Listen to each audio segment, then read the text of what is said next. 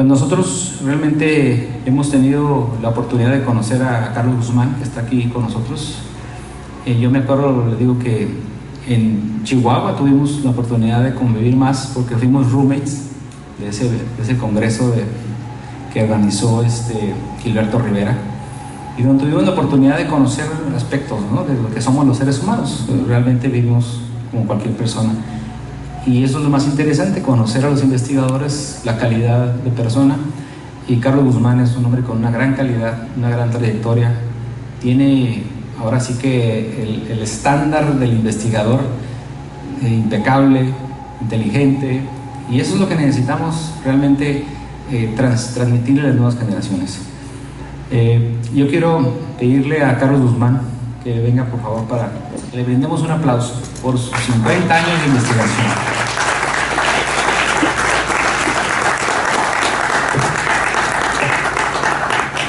Pues aquí tenemos el reconocimiento a la trayectoria de 50 años en la temática OVNI, aunque ahora es bajo, pero en el tiempo que él investigó en OVNIs, ¿no?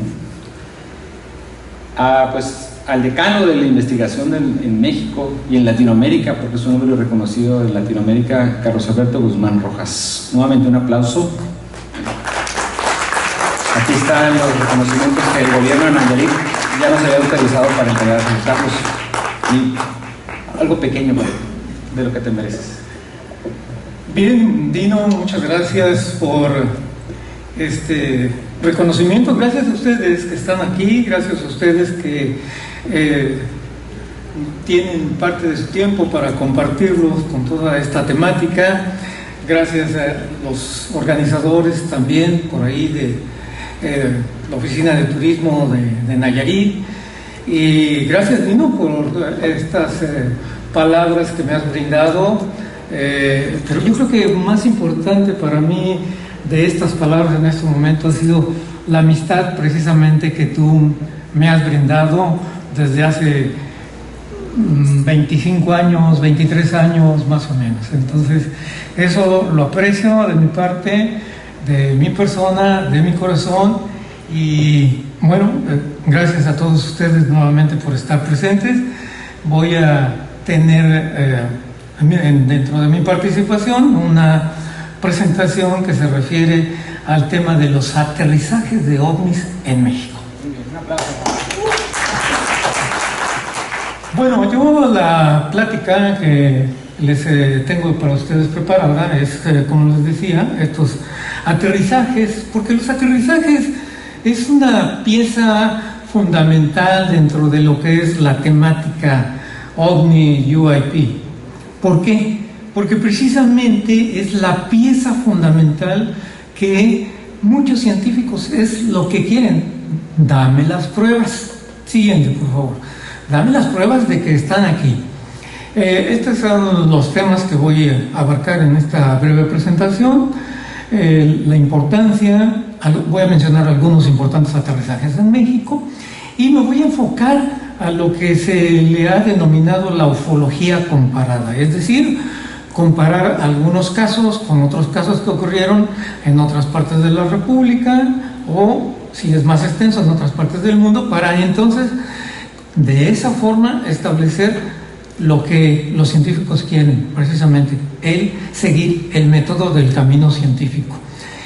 Voy a derivar de esa comparación de esos dos aterrizajes que se han tenido aquí en México hacia esos principales hallazgos y una conclusión al final. Si me da tiempo voy a pasar lo que se debe de considerar cuando tenemos la oportunidad de estudiar, conocer, investigar un posible aterrizaje. La siguiente, por favor. Aquí hay una lista, simplemente no es toda, de todo lo que tenemos en esta temática de los ovnis. Tenemos los testimonios, las distintas entidades que dicen que vienen por aquí, contactados, abducidos, mutilación de animales, etc., ¿no? Y no es limitativa, simplemente enunciativa. Y en el número 11, los aterrizajes, precisamente.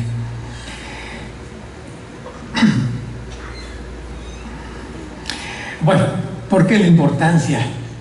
Dentro de lo que se ha investigado a nivel mundial, cuando hay un aterrizaje OVNI tenemos la posibilidad, los científicos tienen la posibilidad de descubrir esos vidrios borgilísticos. ¿Qué es? Que cuando estos objetos bajan por el calor, por la energía que desprenden, por la radiación posible, entonces se queda el terreno de alguna manera convertidos a vidrios por ese calor tan intenso.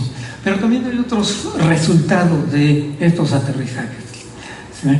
Bueno, ahí están las distintas composiciones que con el calor se pueden lograr que se fundan esos elementos y quedan cristalizados por el calor. Aquí el pelo de ángel, quizás algunos no la han escuchado, esta situación, pero es una sustancia que estos objetos voladores dejan. Ya no ha habido muchos reportajes.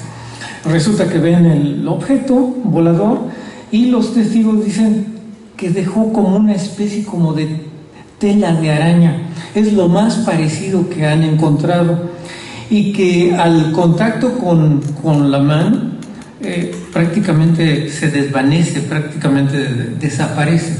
Pero es una de las pruebas que en un momento dado se puede aportar para decir hubo ahí un aterrizaje. Residuos, pues desde luego, de manchas, cambios en el color de la maleza, eso sí, se han encontrado muchísimas. Cuando el objeto baja y por la intensidad del calor, muy posiblemente quema la maleza o la deja de otro color. Las huellas de tierra, desde luego, algunos dicen, bueno, es que era una forma de trípode y dejó hundidos. Otros dicen fue en forma de cuadrado. Hay muy distintas formas de las que dejan esas huellas, y desde luego restos de fragmentos o residuos de algún pedazo por ahí de metal. Y es muy importante porque todo esto se puede analizar en el laboratorio. Y pues desde luego rastros de radiación sí se puede detectar. Ahora afortunadamente tenemos la posibilidad de que podemos comprar un medidor Geiger que puede costar 2,000 pesos y es muy fácil adquirirlo. Aparte de entonces de estas pruebas, entonces vamos a tener las áreas quemadas. Hay que sacar fotografías, medirlas. La siguiente, las áreas con hierba batida y aplastada. Bueno, pues ustedes conocen los círculos de Inglaterra, donde cada año hay distintos tipos de huellas, y pues desde luego la calcinación de esa hierba. Voy a pasar dentro de estos dos ejemplos que les traigo, de estos dos eventos que ocurrieron en México, precisamente esta situación de que la hierba ya no creció, de que la hierba quedó aplastada y que tardó por alguna temporada en volver a crecer, incluso años. Árboles retorcidos también. Aquí la explicación es posiblemente porque el objeto, al tener una fuerza magnética, pues hace compresión, y por eso es que se han descubierto no tanto el árbol, ¿verdad?, sino las ramas de los árboles. Por el contrario, cuando se eleva hay una succión hacia arriba de esa fuerza y por lo tanto llega a arrancar parte de la maleza. Las huellas ya los había yo mencionado, que inclusive pueden tener formas geométricas. Y bueno, las figuras de los famosos campos de Inglaterra, que año con año tenemos distintos dibujos. Ahí está una de las tantas. La siguiente, por favor.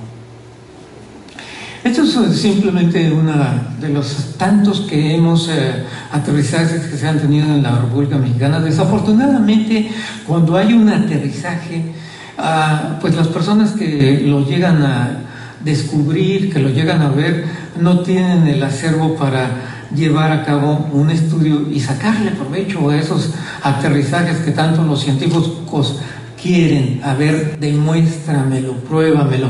Entonces, bueno, simplemente aquí les muestro lo que sacó una revista hace algunos años, de que baja el objeto, la hierba queda aplastada. En muchas ocasiones ese aplastamiento generalmente se refiere que ese aplastamiento no se quiebra la hierba, sino que como que se dobla, nada más.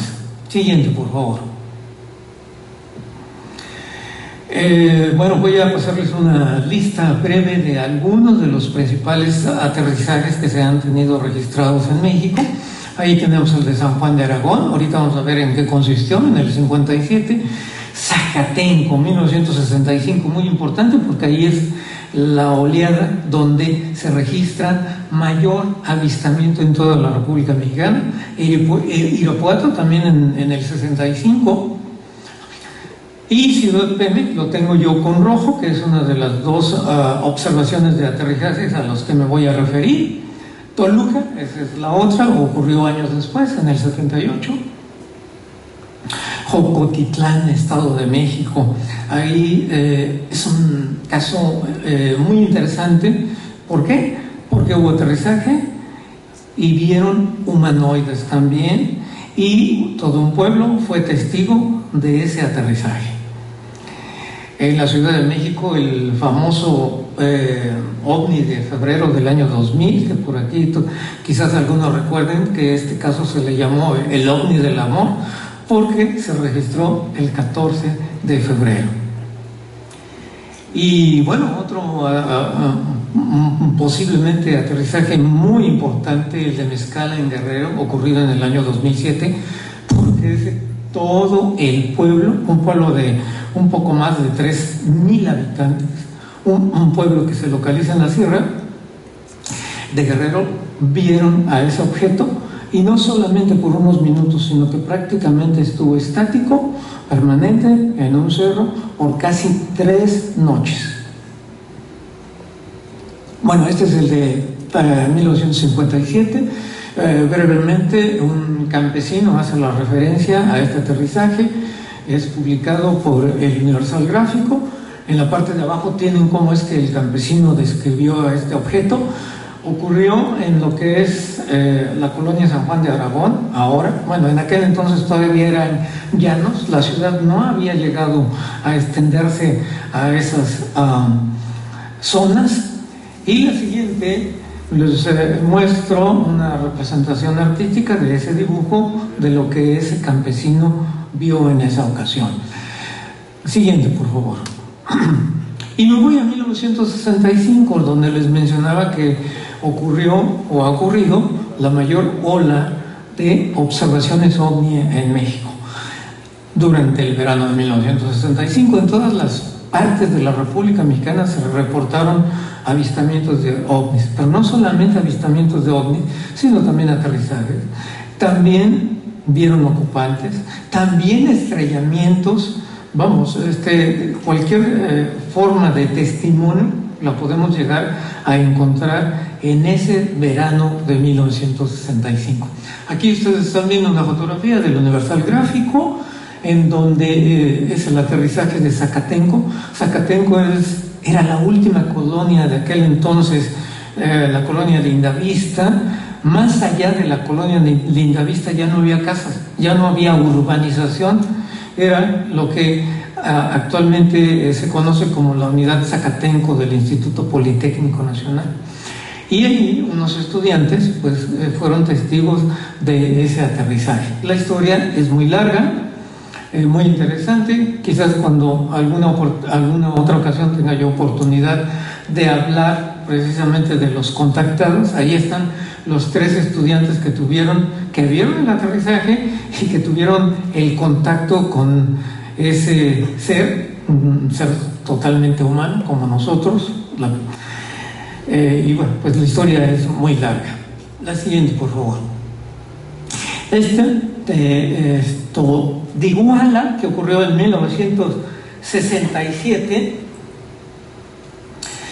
lo menciono porque más adelante va a ocurrir lo que les mencioné, el aterrizaje de Mezcala, que por 3 noches consecutivas los habitantes de ese pueblo observaron a ese fenómeno. La siguiente, por favor. Este es el ser que seguramente recuerdan ustedes, el ser de Metepec. Y en esa ocasión, de septiembre de 1994, una persona con el nombre de Sara Cuevas, seguramente por ahí Johanna lo recuerda muy bien porque es un caso que lo ha mencionado en algunas de sus conferencias. Hay una grabación, inclusive, bueno, es una representación artística de un libro que yo realicé de 77 seres diferentes. Pero aquí lo interesante es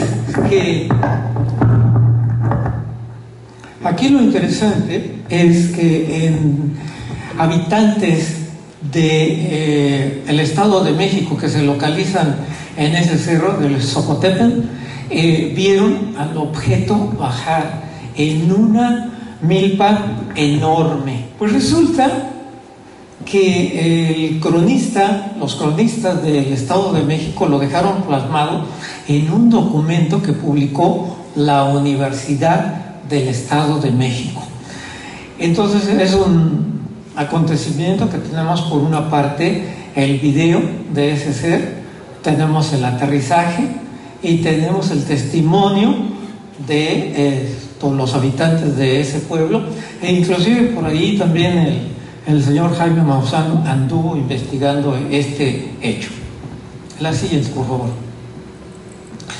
Tan importante que fue el aterrizaje como yo les decía, del 14 de febrero del año 2000, que uno de los ufólogos de la Ciudad de México, Roberto Contreras, pues hizo todo un libro de ese acontecimiento, porque todos los periódicos de la Ciudad de México publicaron ese aterrizaje, que resulta que curiosamente aterrizó en una escuela, en una unidad del Politécnico también, por el área de Tacuba. La siguiente, por favor. Ahí está parte de las hojas internas que hizo Roberto Contreras, y entrevistó a la persona que vio bajar al objeto, e inclusive afirma la persona que vio a un ser de tipo reptiloide. La siguiente, por favor. Bueno, aquí está el mapa donde esa luz estuvo por 3 días en Mezcala, un pueblito que estaba muy entre Iguala y Chilpancingo. Vinieron muchos reporteros de la Ciudad de México a cubrir esa nota. Por ahí María Luisa Cid, otra gran ufóloga y amiga, hizo el cubrimiento de esta observación. La siguiente, por favor. Bueno, pues brevemente el acontecimiento de Mezcal es que el 31 de diciembre del 2007 es cuando el pueblo dice que observa 3 objetos, y uno de los cuales se va a posar en uno de los cerros.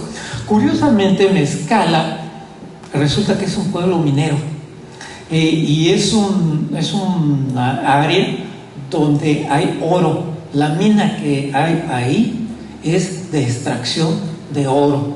Uno de los otros permanece del 31 de diciembre al 2 de enero. Hay un acontecimiento que los testigos dicen que se registró una ventisca y con ráfagas de aire muy frío. Es algo que vamos a ver que se va a repetir en otros tipos de aterrizaje. La siguiente, por favor. Bueno, aquí está una secuencia de la investigación que hizo Ana Luisa Cid, y ahí está el ovni que es fotografiado, tomado esa noche, que por cierto la mayoría de los locales de ahí del pueblito de Mezcala dicen que se les trabaron sus celulares, se trabaron las cámaras de video, y sí hubo fotografías como esta, pero muy pocas. La siguiente, por favor.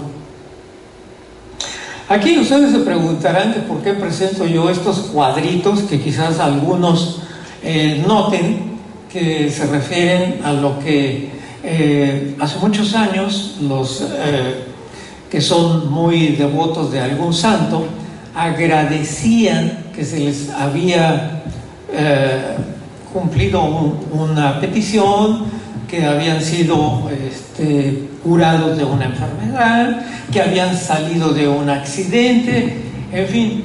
Sin embargo, esta costumbre se ha perdido y actualmente ya no se lleva a cabo.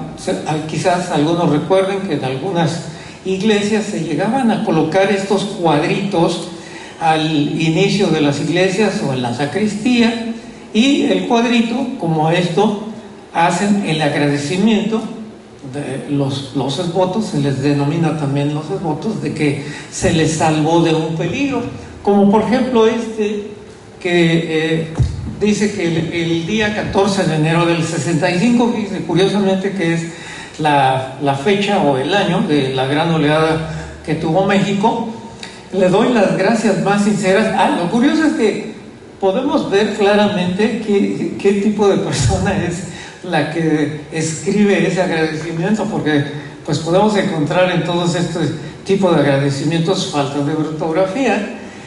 Y bueno, dice que le da las gracias a la Virgencita de Guadalupe, que le hizo el milagro de recuperar el habla, porque pues resulta que vio a un ovni, a un marciano, perdió el habla, etcétera, y el agradecimiento lo da años más tarde, 20 de abril de 1984. Y así podemos encontrar otros cuadritos o retablitos, como la gente les conoce, donde la gente le da el agradecimiento a algún santo o al mismo Dios de esa situación que tuvo, que salvó su vida, se curó de una enfermedad, etcétera. Inclusive aquí me llamó mucho la atención, este es un cuadrito que elabora aparentemente un piloto y da las gracias porque hace referencia a que su avión fue seguido por unos ovnis y le causó muchísimo temor.